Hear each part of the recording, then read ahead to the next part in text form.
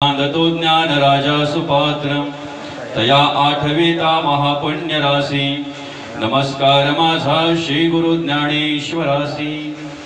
नमो सद्गुरु तुकया ज्ञानदीपा, नमो सद्गुरु सच्चिदानंद रूपा, नमो सद्गुरु भक्त कल्याण मूर्ति, नमो सद्गुरु भास्करा पूर्ण कीर्ति। गुरु ब्रह्मा गुरु विष्णु गुरुदेव महेश्वरा, गुरु साक्षात परब्रह्म तस्मै श्री गुरुवे नमः। तेषामहं समृद्धर्ता मृत्यु संसार सागरात भवामी नचित्रात पार्थ मय्या विशीत चेतसाम। प्रस्तुत प्राप्त प्रसंगी आजच्या या प्रवचन रूपी सेवेकरिता घेतलेला श्लोक गीतेतील 12वा अध्याय आणि 12व्या अध्यायातील श्लोक क्रमांक 7।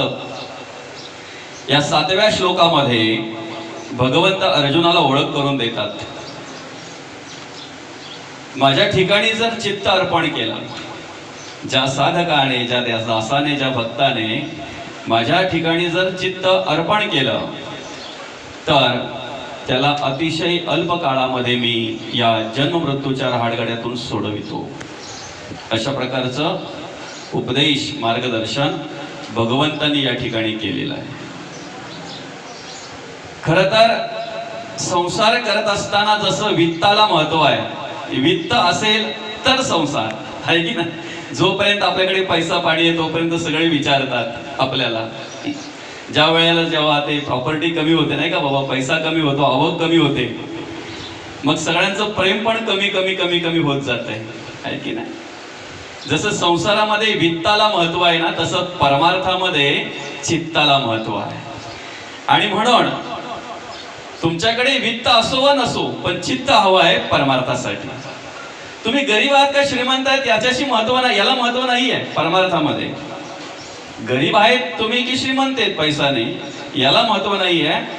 म्हणजे वित्त तुमच्याकडे किती आहे, कशा प्रकारे आहे याच्याशी गरज नाही आहे, याला महत्व नाही आहे।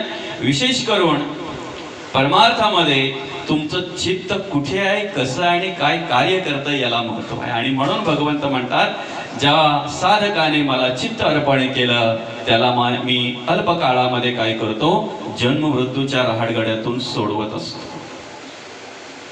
खरं तर आयुष्याचा पसाराच ह्या दोन गोष्टींसाठी आहे, एक म्हणजे जन्म आणि दुसरा म्हणजे मृत्यू आहे की नाही। आयुष्याचा पसारा जो आपला सगळं काय आहे की नाही, जे धावपळ आहे सगळी, ती कशासाठी आहे? जन्म झाला म्हणून सुरू झाली कुठपर्यंत, मृत्यू येईल तिथपर्यंत। मृत्यू येत नाही तिथपर्यंत ती सुरूच आहे। किती जरी माणूस थकला, शरीराने थकला, मनाने थकला, किती जरी काही संकट आले, किती जरी काही प्रसंग आले, किती जरी काही घडामोडी झाल्या तरी तो थांबत नाही। तो मृत्यू येईपर्यंत धावपळ करत असतो, तो मृत्यू येईपर्यंत सगळं काही खटाटोप करत असतो। पण मग ह्या सगळ्या गोष्टीला पूर्णविराम कधी मिळतो? ज्या वेळेला माणूस मृत्यू होतो त्यावेळेला सगळ्या प्रकारची धावपळ, सगळ्या प्रकारच्या कल्पना, त्याने रंगवलेलं सगळं चित्र सगळं पूर्णविराम मिळून जाते त्यावेळेला आहे की नाही। माणूस जगत असताना, जीवनाचा आयुष्याचा प्रवास करत असताना कित्येक वर्षाचं पुढचं नियोजन करतोय ना, कित्येक वर्षाचं पुढचं नियोजन करतोय। वय वर्ष 40 असेल, 45 असेल, पण 60व्या वर्षी, 80व्या वर्षी मी काय करेन, त्यावेळेला माझी काय परिस्थिती असेल किंवा त्यावेळेला मी काय करायला हवं ते आता नियोजन करतोय तो। खरं तर माणसाचा देह म्हणजे पाण्याचा बुडबुड आहे। कोण काळ येईल कायचा याचा न कळे की भरवसा, जैसे पक्षी दाही दिशा उडवून जाते आहे की नाही। क्षणभंगुरा नाही भरवसा आहे की नाही। क्षणभंगुर आहे, कोणत्या वेळेला कधी कशी वेळ येईल आणि माणूस निरोप घेईल सांगू शकत नाही। जन्मही आपल्या हातात नाहीये आणि मृत्यूही आपल्या हातात नाहीये आहे की नाही। जन्म पण आपल्या हातात नाही आणि मृत्यूही आपल्या हातात नाही, पण दोघांमध्ये एक फरक आहे। जन्म आणि मृत्यू या दोन्ही गोष्टींमध्ये फरक काय माहिती आहे का? आपण जन्माला येणार हे 9 महिने 9 दिवस आधी आपल्या घरातल्यांना कळतंय आहे की नाही। कोणतरी आमच्या घरामध्ये जन्माला येणार आहे, मृत्यूच्या किती दिवस आधी कळतंय घरातल्यांना किंवा आपल्याला? किती दिवस? बरं दिवस जाऊ द्या, किती तास? कोणत्या वेळेला कधी येतोय आणि घेऊन जातोय पत्ता लागत नाही. जन्मही आपल्या हातात नाही, मृत्यूही आपल्या हातात नाही. पण सांगू का, जन्म मृत्यू ज्याच्यावर आधारित आहे ना, ते आयुष्य आणि ते जीवन आपल्या हातात आहे. ते आयुष्य आणि ते जीवन आपल्या हातात आहे. ते कसं सुशोभित करायचं, ते कशा प्रकारे तो मार्ग क्रमण करायचा आहे, कशा प्रकारे ते आयुष्य व्यतीत करायचं आहे, हे मात्र आपल्या हातात आहे. आणि आपल्या हातात आहे म्हणून संत आपल्याला ओळख करून देतात की आपलं हित आपणच साधायचं. आपुलिया हिता जो असे जागता. जे काही आपल्याला करायचं ना ते आपण स्वतः करायचं. इतरांसाठी आपण आयुष्यभर करतो आपण. जिथून तो मनुष्य जाणता होतो की नाही, तिथून जी धावपळ करतो ना ती आपल्या संसारासाठी, आपल्या मुलाबालांसाठी, आपल्या घरासाठी, आपल्या कुटुंबासाठी. कशासाठी धावपळ करतो आपण? कधीतरी माणसाने स्थिर बसावं आणि आपल्या मनाला विचारावं, अरे मी सगळं काय केलं. 2 सांगून 4 घरं बांधली, अनेक प्रकारची प्रॉपर्टी गोळा केली, संपत्ती गोळा केली, मुलाबालांचं व्यवस्थित होईल, सगळ्यांचं व्यवस्थित होईल, माझ्या कुटुंबाचं व्यवस्थित होईल, असे सगळं काही केलेलं आहे. अजून करतोय, अजून धावपळ करतोय, अजून काही थांबलेलं नाहीये. पण कधीतरी शांत बसावं, मनाला विचारावं, ह्या सगळ्यांसाठी मी सगळं केलं बरोबर आहे. मी माझ्या मुलांसाठी केलेलं आहे, उद्या सगळं माझं कमी जास्त काही झालं तर माझ्या बाईचं कसं व्हायचं म्हणून तिच्यासाठीही मी केलेलं आहे, माझ्या कुटुंबासाठी केलेलं आहे, सगळं काही केलेलं आहे. पण माझ्या स्वतःसाठी मी काय केलंय? माझ्या स्वतःसाठी मी काय केलंय? बरं, हे सगळा जो पसारा आपण जो निर्माण केलाय त्यापैकी कोणी सोडवणार आहे आपल्याला? जो काही पसारा आपण निर्माण केलाय आयुष्यभर, आयुष्य त्याच्यासाठीच घालवलं आपण. त्या पसाऱ्याचा कधीतरी आपण विचार करावा, त्याच्यातला कोण सोडवणार आहे आपल्याला? काय सोडवणार आहे त्याच्यातला? शेवटच्या वेळेला जर आपल्याला वेदना व्हायला लागल्या, त्रास व्हायला लागला, मृत्यू आला, आपल्याला कळलं तर पैसा आपला चालेल का तिथे? बाबा आहेत माझ्याकडे 2-4 काही पेट्या भरलेल्या, बॅग भरलेल्या, त्या घे आणि जातो परत. कशाला त्रास देतोय मला? येईन मी नंतर, मला जेव्हा माझं सगळं पुरं होईल तेव्हा. राजा असता मृत्यू आला, 1,00,000 कोटी कबूल झाला तरी सोडीना तयाला मृत्यू काय. आहे की नाही? मग कमवू नये का? मग मिळवू नये का? कमवावं, मिळवावं, त्यासाठी आपण अट्टास करावा, निश्चित कष्ट करावे, घाम गाळावे, मेहनत करावी. 4 पैसे कसे मिळतील याचा विचार करावा. कारण कलियुगामध्ये आपल्याला अन्न, वस्त्र आणि निवारा ह्या गरजा आपल्या पूर्ण करायच्या आहेत. आपल्याला पैशाची गरज आहे, नाही असं नाही. पण एक अंतःकरणामध्ये विचार करा, हा शेवटच्या वेळेला मला सोडवणार नाही, उलट अर्थी गुंतवून ठेवी. कारण बाबा कितीतरी आपल्याकडे उदाहरणं आहेत, गुंतवून ठेवलेली उदाहरणं कितीतरी आहेत की नाही? शेवटच्या वेळेला गुंतवून ठेवलेली.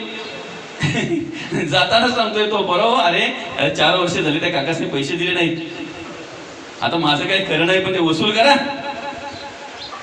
गुंतवून ठेवलेली उदाहरणं कितीतरी आहेत, सोडवलेलं उदाहरण एकही नाही. घरातले जे काही आहे, ज्यांच्यावर आपण प्रेम करतोय, अपार प्रेम करतोय, मुलं बालं नाही का, बाई, सगळं कुटुंब आपलं, कोण सोडवणार आहे? नको नको मना गुंतू माया जाळी, काळ आला जवळी ग्रासावया. दादा, या काळाची उडी जेव्हा पडेल ना, तेव्हा सोडविना माय बाप, सोडविना बंधू पाठीची बहीण, सेजेची कामीन दूर राहे. सोडविना राजा देशीचा चौधरी, आणिक सोयरी भली भली. मग कोण सोडवणार बरं आपल्याला? आईच्या गर्भामध्ये असताना जेव्हा खूप त्रास व्हायला लागला की नाही, वेदना व्हायला लागल्या की नाही, अगदी गुदमरलो ना ज्या वेळेला, श्वास कोंडला, तेव्हा देवाला सांगितले आपण, देवा जरी तू मला येथून सोडविसी, शहीद करीन, गर्भभासा चुकवीन, पुन्हा नये येथे, परत येणार नाही. मग ज्याने तुम्हा आम्हाला आईच्या गर्भातून सही सलामत सोडवलं की नाही, तोच शेवटच्या क्षणाला तुम्हा आम्हाला सोडवणार आहे. तोच देव, तोच परब्रह्म, तोच भगवंत तुम्हा आम्हाला शेवटच्या वेळेला सोडवणार आहे. तुका म्हणे तुला सोडविना कोणी, एक चक्र पाणी वाचवणे, एका चक्र पाणी वाचवणे. त्याच्या व्यतिरिक्त कोणी आपल्याला सोडू शकत नाही. म्हणून मग भगवंत काय बोलतात, तुझं जर मला द्यायचं आहे ना, तू 5 फळं काय मला देतोय, ती निर्माण कोणी केलेली आहे? तू नारळ मला देतोय बरोबर आहे, पण तो निर्माण केलाय कोणी?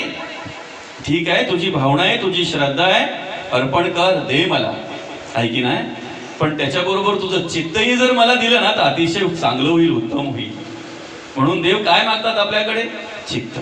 खरं तर संपूर्ण देहच त्या देवाच्या चरणी अर्पण करावा. आयुष्य ही रत्नपेटी माझी, भजन रत्ने गोमटी ईश्वरी, अर्पण या लुटी आनंदाची करावी. काय करायचं?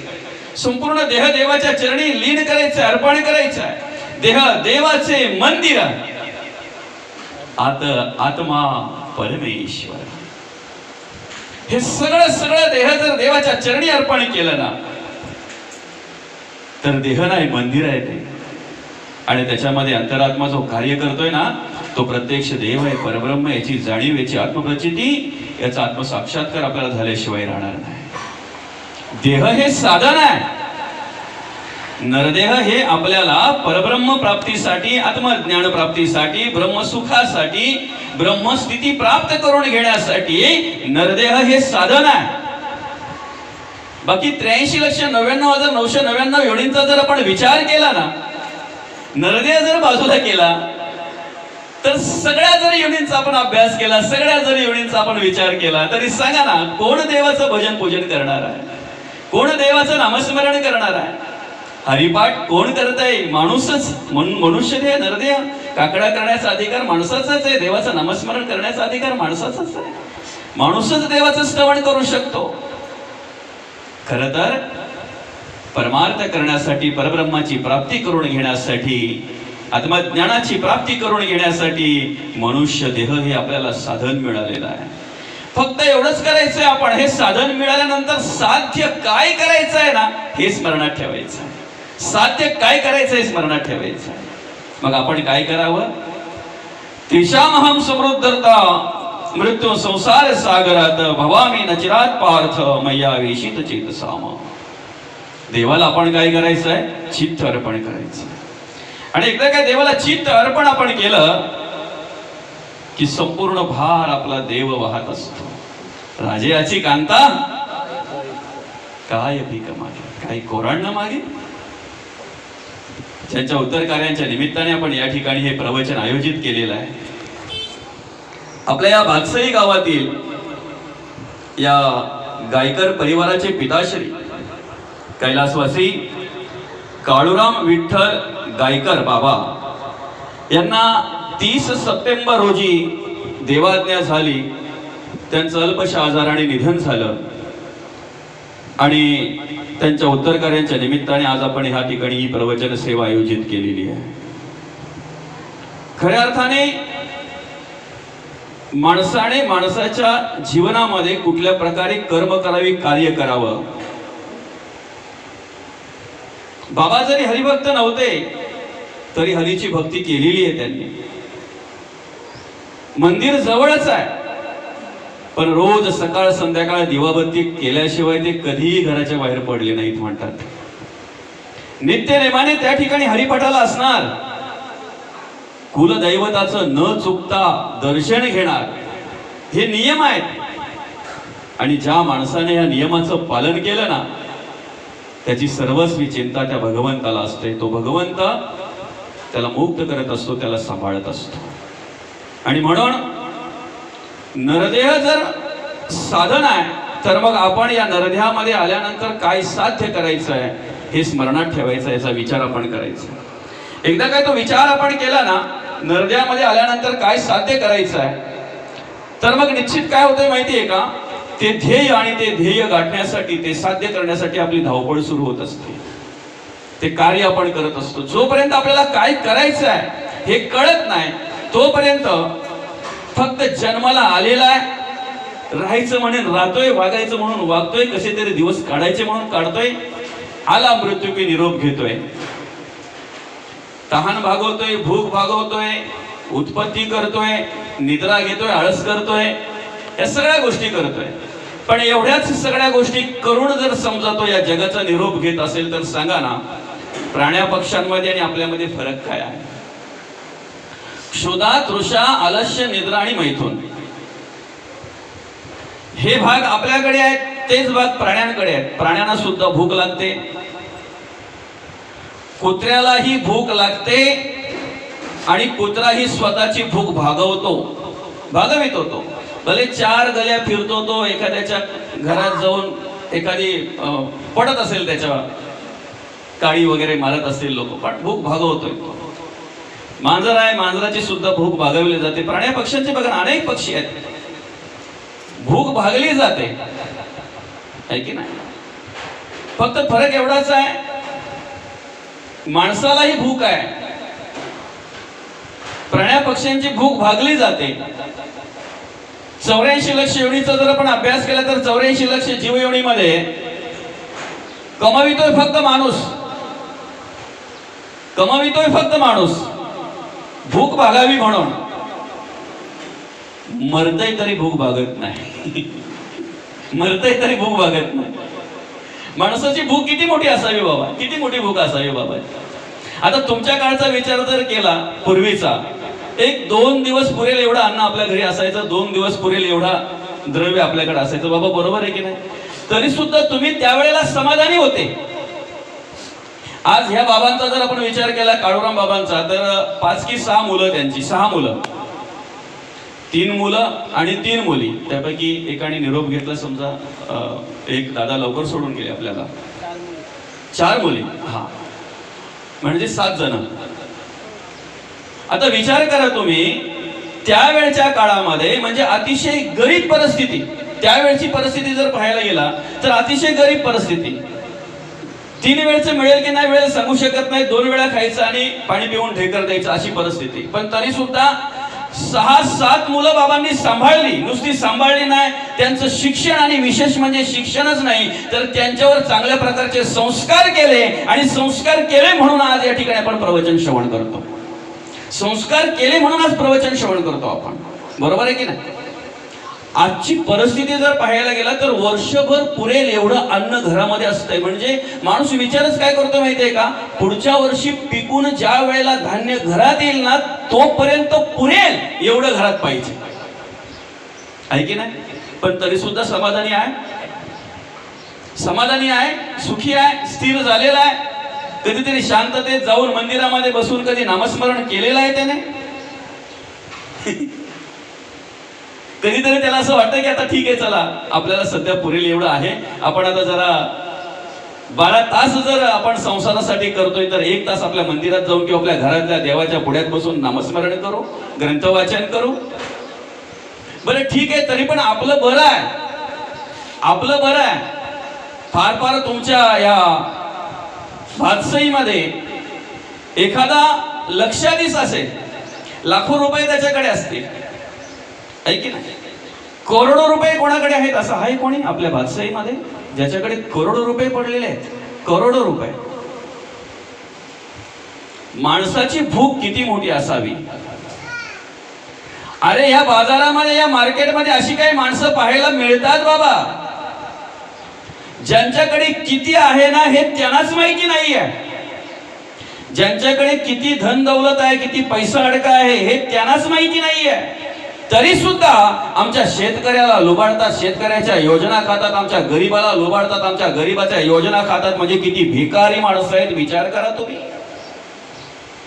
किती भिकारी विचाराची माणसं आहेत. यांचं पोट भरेल कधी? काय केलं म्हणजे यांचं पोट भरेल?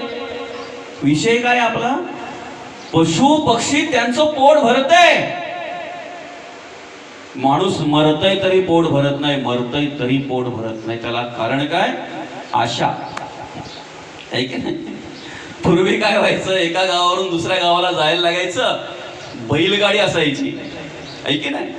आणि मग काही जर जास्त अंतर असेल तर मधीच असे बैल थकले जायचे. ते असं वाटलं ना मालकाला की बैल खूप थकलेत, आता पुढे पावलं टाकत नाहीत, मग त्यांच्या वरून अशा पुढे हिरव्या पेंड्या बांधायच्या, त्यांना फक्त दिसतील, खाता येणार नाहीत, बरोबर आहे का बाबा? त्या पेंड्या खायच्या उद्देशाने ते पुढे पुढे पावलं टाकायची आणि जागेवर पोहोचल्यानंतर मग ते खायला घालायचं त्याने. माणसाचं काय आहे मग? माणूस आयुष्यभर जी काही धावपळ करतोय ती कशी करतोय? आज मिळेल, उद्या मिळेल, सुख मिळेल, समाधान मिळेल, शांती मिळेल. मरतय तरी शांतीची आणि त्याची भेट होत नाही, सुखाची आणि त्याची भेट होत नाही, नाही होत. कधीतरी सांगू का, संसारातलं सुख सुद्धा माणसाला टोचतंय, टोचतंय की नाही? परवा मी एका मित्राकडे गेलो, अगदी अशीच हे होती, त्याची खुर्ची होती, अशाच गाद्या वगैरे होत्या आणि बसलो. पण ते असं मोठं होतं बरं का, 3 माणसं बसतात ना याच्यातलाच मोठा सोफा असतो. त्या एका बाजूला माझा मित्र बसला, दुसऱ्या बाजूला एक दुसरा मित्र बसला, ते दोघे मस्त जाडजूड, मी मध्ये बसलो, मला काय हलायला चान्सच नाही बाबा, बरं का. पण काय व्हायला लागलं, मी असं मध्ये मध्ये ना असं शीट हलवायला लागलो असं इकडे तिकडे असं हालायला लागलो. तेवढ्यात तो मित्र बोलतोय, ज्याच्या घरी गेलो होतो, काय त्रास होतोय का तुला? म्हटलं काय सांगू तुला काय त्रास होतोय ते. आता इकडे पण सरता येत नाही ना इकडे पण सरता येत नाही. जिथे बसलोय तिथे सुख आहे. तुझ्या गादीमध्ये काय आहे? सुख पण टोचते कधीतरी माणसाला ना, आहे की ना? संत म्हणतात टोचेल असं सुखाची अपेक्षाच करू नका ना. मग कुठल्या सुखाची अपेक्षा करा? सर्व सुखाचं आगर जे आहे ना, निरंतर चिरकाल टिकणारं जे सुख आहे, त्या सुखाची आपण अपेक्षा करावी. त्या सुखासाठी आपण ज्याच्याकडे ते आगार आहे, भंडार आहे, त्याच्या चरणाशी नतमस्तक व्हावं. आणि म्हणून साधन जर मिळालंय, नरदेह साध्य करायचं आहे, परब्रह्म प्राप्ती, आत्मज्ञान हे साध्य करायचंय आपल्याला. देवाची प्राप्ती करून घ्यायची आहे. देव होणं सोपं आहे का देव पाहणं सोपं आहे? चामड्याच्या डोळ्याने तर देव दिसूच शकत नाही, कधीच नाही. चामड्याच्या डोळ्याने देव नाही दिसणार. देव होऊन देव पाहता आलं पाहिजे. जोपर्यंत संत होत नाही ना, तोपर्यंत संतांची अनुभूती येणार नाही, संत कळणार नाही. रावणाची कर्म करून रामाची ओळख आयुष्यभर जरी घेण्याचा प्रयत्न केला, राम या दोन अक्षरांची ओळख होणार नाही.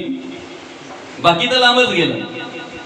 राम होऊन राम पाहायचा आहे, संत होऊन संत पाहायचा आहे, देव होऊन देवाची अनुभूती घ्यायची आहे की ना? सोपं आहे ना? काय कठीण आहे?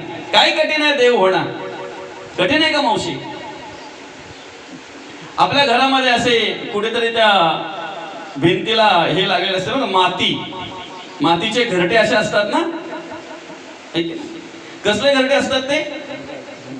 घोंगेऱ्याचे, आहे की नाही?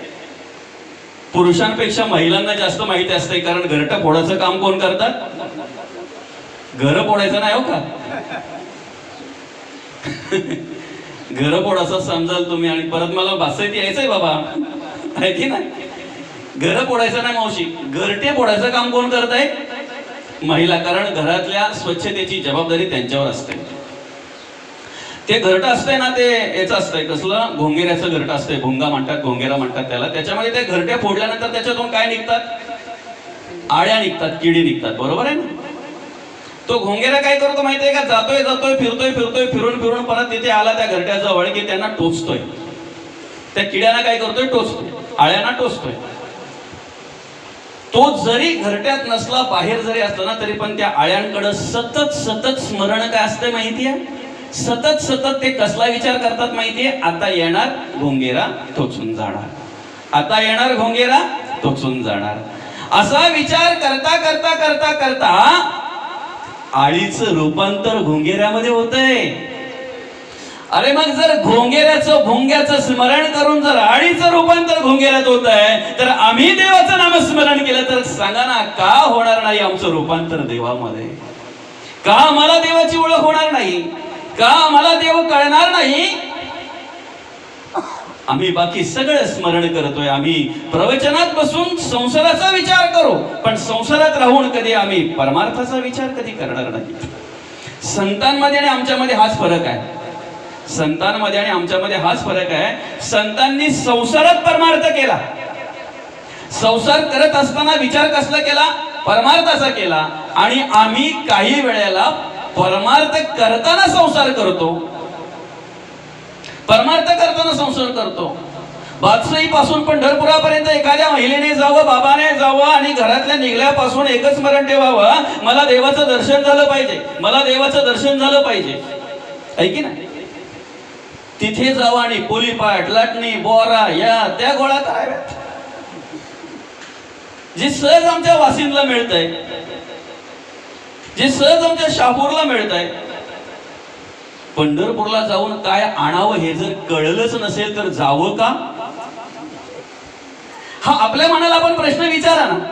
आमची एक अजून बेकार सवय काय आहे माहितीये का? एक चुकीची सवय आमची काय आहे माहितीये का? आम्ही बादशाही पासून तर पंढरपुरापर्यंत जातो, आमच्या मनामध्ये एकच विचार असतो, देवाचं दर्शन झालं पाहिजे. बरोबर आहे. जाताना अखंड आम्ही तिथे जागेपर्यंत जाईपर्यंत आमच्या मनामध्ये एकच विचार असतो, मला पांडुरंग परमात्म्याचं दर्शन झालं पाहिजे, मला देवाचं दर्शन झालं पाहिजे. देवाच्या पुढ्यात जाऊ आणि डोळे मिटावेत.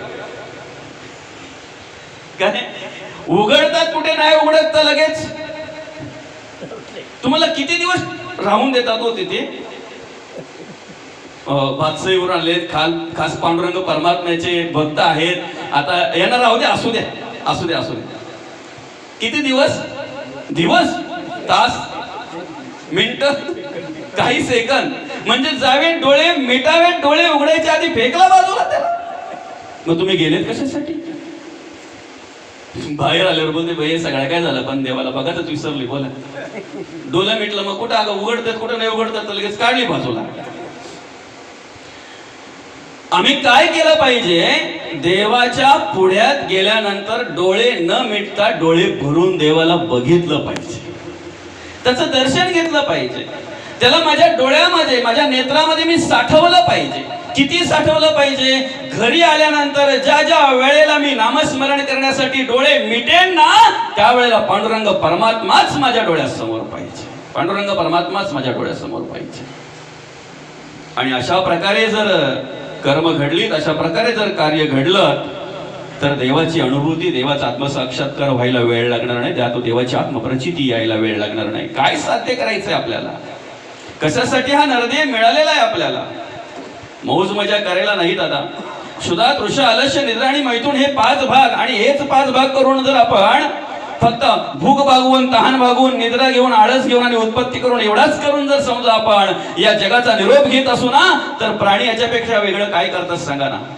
प्राणी याच्यापेक्षा वेगळं काय करतात? हेच काम तर प्राणी करतात. मग त्यांच्यात आणि आपल्यात फरक काय आहे? जर नरदेह आपल्याला हे साधन दिलेलं आहे, तर मग एक विचार केला पाहिजे, आपण काही करायला हवं, काय साध्य करायचंय. मला देवाची प्राप्ती करून घ्यायची, मला परमार्थ करायचे, मला भक्ती करायची आहे, मला आत्मज्ञान प्राप्त करून घ्यायचं आहे. पहिले ते कशाशी खातात हे तर माहिती पाहिजे.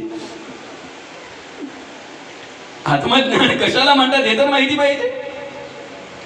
अनेक ग्रंथांचा अभ्यास केला त्याला आत्मज्ञान म्हणतात का? अनेक ग्रंथांचं वाचन केलं म्हणजे त्याला आत्मज्ञान प्राप्त झालं का? काही म्हणतात ना, अमुक अमुक अभंग माझे पाठ आहेत, अमुक अमुक ओव्या माझ्या पाठ आहेत, हा ग्रंथ मुखोद्गत आहे माझ्या. याला पांडित्य म्हणतात. काय म्हणतात याला? पांडित्य. आत्मज्ञान कशाला म्हणतात? ऐका आत्मज्ञानाचे लक्षण, ऐका ज्ञानाचे लक्षण. पहावे आपणासी आपण, ज्ञान म्हणजे आत्मज्ञान. पहावे आपणासी आपण, तया नाव ज्ञान. स्वतःला शोधणे याला आत्मज्ञान म्हणतात. ग्रंथ वाचता वाचता ज्या दिवशी मला स्वतःला वाचता येईल ना, त्या दिवशी मला आत्मज्ञान प्राप्त झालं समजा.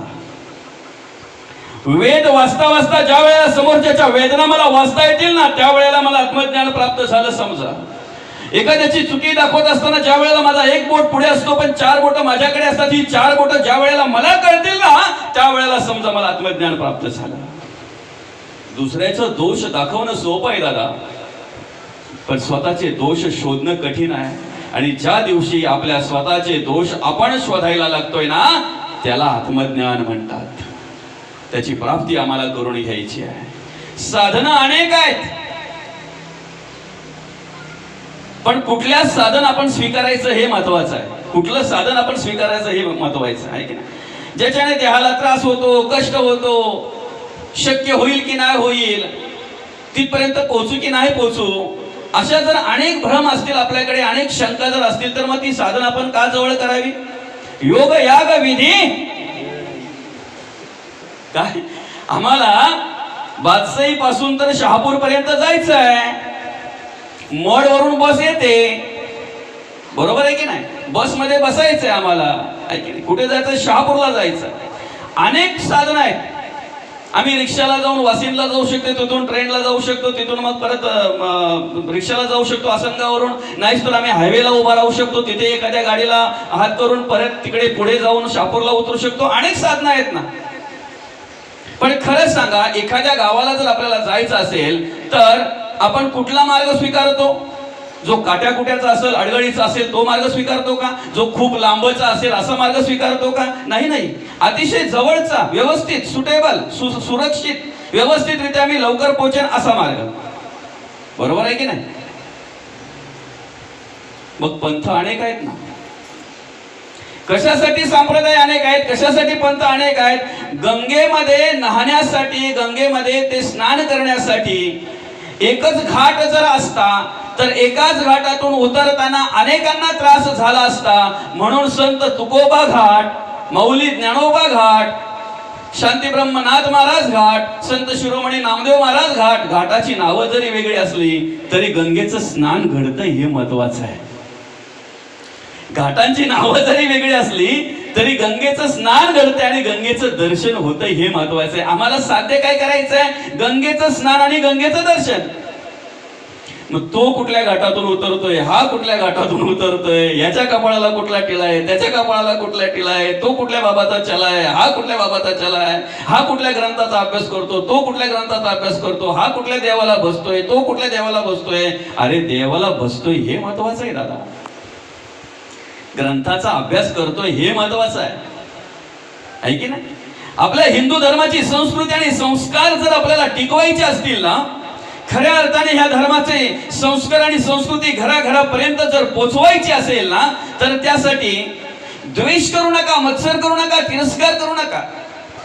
कोण कुठल्या पंथाचं आहे, कोण कुठल्या ग्रंथाचं आहे, कोण कुठल्या संताचं आहे, कोण कुठल्या भगवंताचं आहे, कोण कुठल्या संप्रदायाचं आहे, यापेक्षा हिंदू धर्माला मान्य असलेल्या कार्यामध्ये तो कार्य करतोय ना, हिंदू धर्माला मान्य असलेलं कार्य तो करतोय ना, हे महत्वाचं आहे. तुम्हाला जिथे प्रचिती असेल तिथे कार्य करा तुम्ही. तुम्हाला जिथे आत्मसाक्षात्कार असेल तिथे सुख शांती समाधान प्राप्त झालं असेल, त्या संप्रदायाचं काम करा तुम्ही, त्या ग्रंथाचं वाचन करा तुम्ही. जो ग्रंथ तुम्हाला कळत असेल, अनुभवायला येत असेल, आत्मप्रचिती येत असेल, तुमच्यामध्ये परिवर्तन होत असेल, तुमच्या मनामध्ये परिवर्तन होत असेल, निश्चित त्या ग्रंथाचा अभ्यास करा तुम्ही. हिंदू धर्माला मान्य असलेल्या कुठल्याही ग्रंथाचा अभ्यास करा, हिंदू धर्माला मान्य असलेल्या कुठल्याही संतांचा अभ्यास करा, हिंदू धर्माला मान्य असलेल्या कोणत्याही भगवंताचा अधिष्ठान लावा तुम्ही, प्रतिमा लावा, पूजा करा. पण सांगू का, द्वेष करू नका एकमेकाचा, मत्सर करू नका एकमेकाचा. कारण आपल्याला जो त्रास आहे ना तो इतर धर्मियांकडून कमी आहे आणि ते देणार, कारण त्यांचा धर्म सांभाळायचा कसा, वाढवायचा कसा, त्यासाठी ते प्रयत्न करणार. बरोबर आहे की नाही? आम्ही फक्त टिकवला पाहिजे आमचा. आम्ही फक्त, आम्हाला जे जगद्गुरु तुकोबांनी लावून दिले ना धर्म कार्य, ते टिकवता आलं पाहिजे. माऊलींनी जे धर्म कार्य लावून दिलं ते टिकवता आलं पाहिजे. मग ते टिकेल कधी? साधं उदाहरण आहे बघा. 11 तास घड्याळाचे काटे इकडे तिकडे फिरत असतात.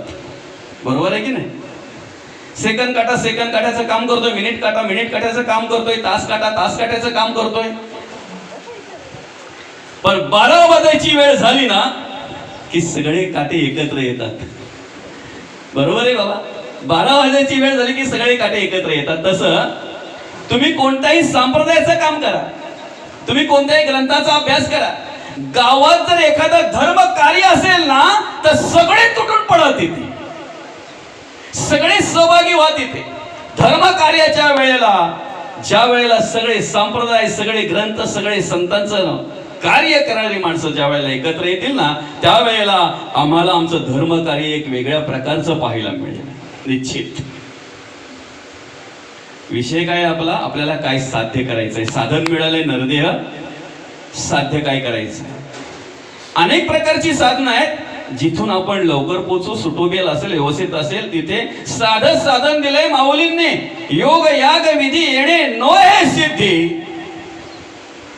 मग आम्ही काय करावं? थाईच बैसोनी करा एक चित्त आवडी अनंत आळवावा. कसा आळवावा? देवाची ये द्वारी उभा क्षण भरी, तेणे मुक्ती चारही साधी येल्या. हरी मुखे म्हणा, हरी मुखे म्हणा, पुण्याची गणना कोण करी. बघा ना माऊलींनी कशी सुरुवात करताना कशी केली, देवाची ये द्वारी उभा क्षणभरी. आहे की नाही?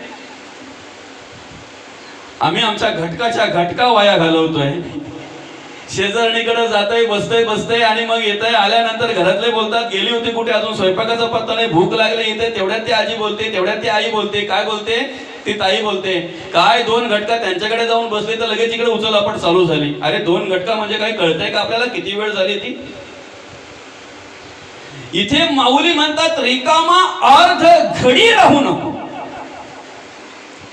कारण प्रत्येक क्षण ना क्षण महत्वाचा आहे. क्षणोक्षणी हाची करावा विचार. आणि तो विचार जर आपल्याला करायचा आहे ना तर माऊली म्हणतात रिकामा अर्ध घडी राहू नको. म्हणजे भाकरी भाजताना सुद्धा देवाचं नामस्मरण कर, शेतात काम करताना सुद्धा देवाचं नामस्मरण कर, नोकरी धंदा व्यवसाय व्यापार करताना सुद्धा देवाचं नामस्मरण कर. कांदा मुळा भाजी अवघी विठाई माझी, लसूण मिरची कोथंबीर अवघा झाला माझा हरी. आणि खरं सांगू का, तुम्ही प्रत्येक कार्य करताना जर देवाचं नामस्मरण करत असाल ना तर तुमच्या गोवऱ्या सुद्धा विठ्ठल विठ्ठल बोलायला लागतील. आमच्या भाकरी अजून सासूला शिवाय देतात म्हणजे काय करत असो, आम्ही फक्त विचार केला पाहिजे. काय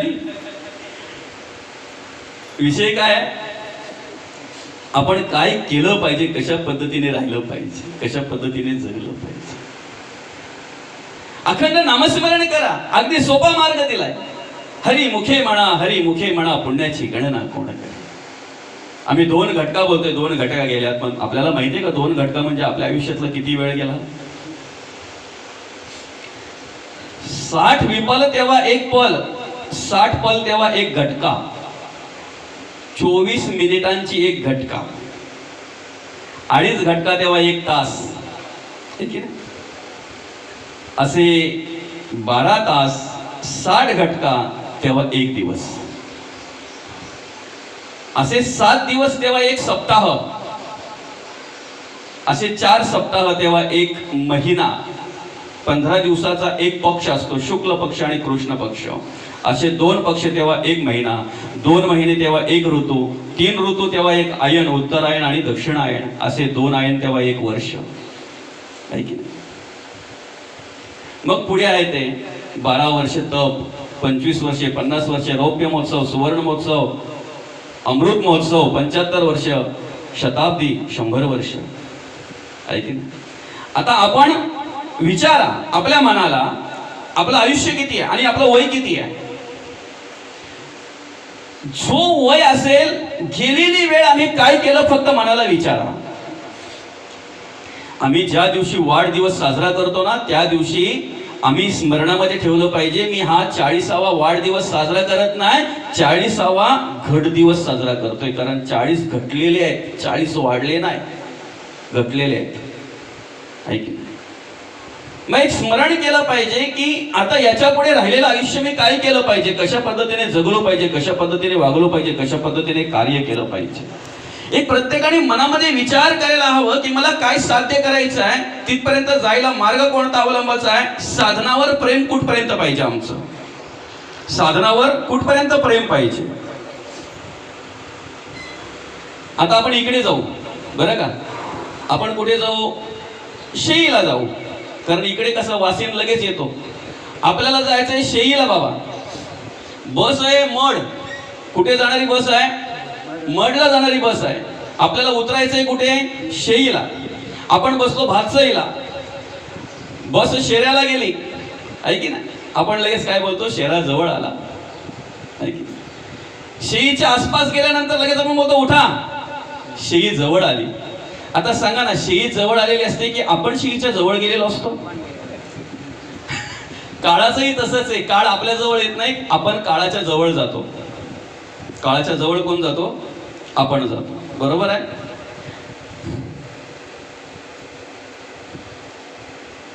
तंबाखूच्या पुढे आपल्या घरी येतात की आपण आणायला जातो. एखादा विंचू जर आमच्या घरात आला तर त्याच्यावरून आम्ही असा हात फिरवू शकत नाही, अरे बाबा हे खूप दिवसांनी आलास, बरा झाला, काय सुंदर आहे रे तू, लगेच विंचू घेतला त्याने खिशात टाकला, असं कधी झालंय. विंचू खिशात टाकलं त्याने, असं कधी झालंय. त्याला माहिती आहे विंचू जर मी खिशात टाकेन तर काय होईल, त्याचा धर्म तो करणार आहे की नाही, त्याचं तो काम करणार आहे. त्याने त्याचं जर काम केलं तर माझी काय होईल अवस्था. म्हणजे विंचू जर आम्ही खिशात ठेवलं तर चावणार, त्याचं विष आम्हाला चढणार हे आम्हाला माहिती आहे. मग विंचवाच्या सिंबॉल असलेल्या, चित्र असलेल्या पुढ्या जर आम्ही आमच्या खिशात ठेवतोय तर आम्ही किती ज्ञानी आहोत फक्त एवढा विचार केला पाहिजे. काळाच्या जवळ आम्ही चाललोय की आपल्या जवळ काल आलाय? मृत्यूला आम्ही खिशात घेऊन फिरतोय आम्हाला माहित नाहीये. आमच्या गावातला जर एखादा दूधवाला असेल तर तो डायरेक्ट किटलीत दूध घेतो, सगळ्यांच्या समोर आवाज देतो, दूध घ्या दूध, कारण त्याच्या किटलीत काय दूध आहे. संध्याकाळच्या टायमाला गावातल्यांना पाड्यावर जायला लागतंय, ते किटलीत घेऊन विकायला येत नाही. काय बाबा, लय थकले असाल, लय दमले असाल, नांगरावर गेले होते, टॉनिक आहे, आले नाही ना. मग आम्ही काळाच्या जवळ जातो, काळ आमच्या जवळ येत नसतो. ठीक आहे, आपला विषय काय, आपण शेईला गेलो. शेईला गेल्यानंतर आता आपल्याला माहिती, आपण तिकीट काढलंय आहे की नाही. तोपर्यंत शीटसाठी भांडून पण झालंय. काय चढल्या बरोबर तर सर ना थोडं, तो बोलतो काय तिघे जण बसलेत ना, चौथा कुठे, अरे पण सर ना मला इथेच उतरायचं आहे ना. शीट त्याचा पण नाही, याचा पण नाही, पण भांडून झालंय बरं का. आता शेईला गेल्यानंतर हा काय करणार, मला जे साध्य करायचं ते साध्य झालं, साधन सोडून देणार, साधनावरचं प्रेम कमी होणार. तसं नरद्याचं आहे. काय जे साध्य करायचंय ना, आम्हाला धर्म कार्य करायचंय, देवाचं, देशाचं आणि धर्माचं कार्य करण्यासाठी भगवंतांनी जर आम्हाला हा नरदेह दिलेला आहे, तर भगवंताच्या पांडुरंग परमात्म्याच्या चरणी प्रार्थना करता आली पाहिजे. देवा, जर देवाचं आणि देशाचं आणि धर्माचं कार्य जर आमच्याकडून घडत असेल तरच आम्हाला आयुष्य द्या. राहिलेलं आयुष्य त्याच कार्यासाठी आमचं गेलं पाहिजे. याला स्थितप्रज्ञ म्हणतात, याला जीवनमुक्त म्हणतात, जीवनमुक्त म्हणतात, आहे की नाही. आणि मग ज्या वेळेला असं कार्य आपल्याकडून घडतंय ना, त्या वेळेला आपलं हे प्रेम कमी होत आहे. आपण काय करावं, संपूर्ण देहच देवाच्या चरणी अर्पण करावं. आता चित्त या ठिकाणी काय भगवंतांनी काय ओळख करून दिलेली आहे, तेषामहं समृद्धरता मृत्यू संसार सागरात भवामी नचिरात पार्थ मय्या वेशित चेतसाम. ऐक नाही, मला फक्त एवढं सांगा, कार्यक्रम आपल्याला किती वाजेपर्यंत करायचा आहे? 11:15 पर्यंत. ठीक आहे. हा, काय सांगतात भगवंत, जो दास, जो साधक 11:15 पर्यंत, हा, जो साधक मला चित्त अर्पण करतो, ऐकी ना, त्याला मी काय करतो, अल्पकालामध्ये जन्म मृत्यूच्या फेऱ्यातून काय करतो, त्याला मी सोडवतो, ऐकी ना. मग आता चित्त जर पाहायला गेलं, चित्त, तर चित्त हे अंतःकरण पंचकातला चौथा भाग आहे. बरोबर आहे बाबा. अंतःकरण, मन, बुद्धी आणि मग चित्त, त्याच्यानंतर अहंकार कार्य करतो. प्रत्येक वेळेला कुठलाही विषय यायचा असेल तर तो आमच्या कुठे येतो, अगोदर विचार पहिला कुठे येतो. आम्हाला बादशाहीला उत्तर कार्याला जायचं आहे, हा विचार आजच आला का आमच्या मनात? जेव्हा आम्हाला कळलं आमच्या काळूराम बाबांचं असं असं झालं, तेव्हाच आम्ही विचारलं, आणि उत्तर कार्य कधी येतात? ठीक आहे, मग 12 तारखेला येतात का? ठीक आहे, मग 12 तारखेला मला बादशाहीला उत्तर कार्यांना जायचं आहे. त्या दिवसापासून विचार आमच्या अंतःकरणामध्ये होता. अंतःकरणामध्ये विचार आल्यानंतर तो काय केला, अंतःकरण मनाकडे आला. हो, अरे जायला पाहिजे, आपला जवळचा माणूस आहे, तो नेहमी भेटायचा. मन बोलतंय बरं का, लगेच बुद्धी काय बोलते, अंतःकरण, मन, बुद्धी. बुद्धी काय बोलते, त्या दिवशी काही काम वगैरे घ्यायचं नाही, आपल्याला लक्षात ठेवायला लागेल. आता म्हणजे आपल्या बुद्धीमध्ये ठेवायला लागेल, आपल्या लक्षात ठेवायला लागेल, आणि 12 तारखेला न विसरता आपल्याला बादशाहीला जायचं आहे. मग ते चित्त कार्य करायला लागलं, आहे की नाही. इंद्रिय कधी कार्य करतात, पाय कधी वळले 12 तारखेला, पण तोपर्यंत आतापर्यंत कुठपर्यंत होतं, अंतःकरण, मन, बुद्धी आणि चित्तापर्यंत हे कार्य होतं, आहे की नाही. आता चित्त जर देवाच्या चरणी अर्पण करायचं आहे, तर मग संत म्हणतात अंतःकरण पंचकातला तो चौथा भाग आहे. आधी अंतःकरणाचा विचार केला पाहिजे. आमच्या किचन मध्ये जे शिस्त आहे ना, स्वयंपाक रूम मध्ये, तेच ओटीवर येत आहे. असं कधीच नाही झालं की एखादा पाहुणा आला, आम्ही आवाज दिला, हे जरा चहा ठेव ग. किचन मध्ये चहा झाला, स्वयंपाक रूम मध्ये, हॉल मध्ये आल्यानंतर त्याची कॉफी झाली, आणि ओटीवर आल्याबरोबर लगेच दूध झालं त्याचं. असं काही आहे का? जे किचन मध्ये शिजेल, मग आपल्या अंतःकरणामध्ये काय शिजलं पाहिजे, बरोबर आहे की नाही. अरे 2 दिवस काय, गणपती आमच्या घरी मूर्ती रूपाने यायचा तर 1 महिनाभर आधी आमच्या घराची साफसफाई आम्ही करतो की नाही. माऊली केली की नाही? वर्षभर ज्या कोपऱ्यामध्ये झाडू गेली नाही त्या कोपऱ्यात पण झाडू जाऊन आली.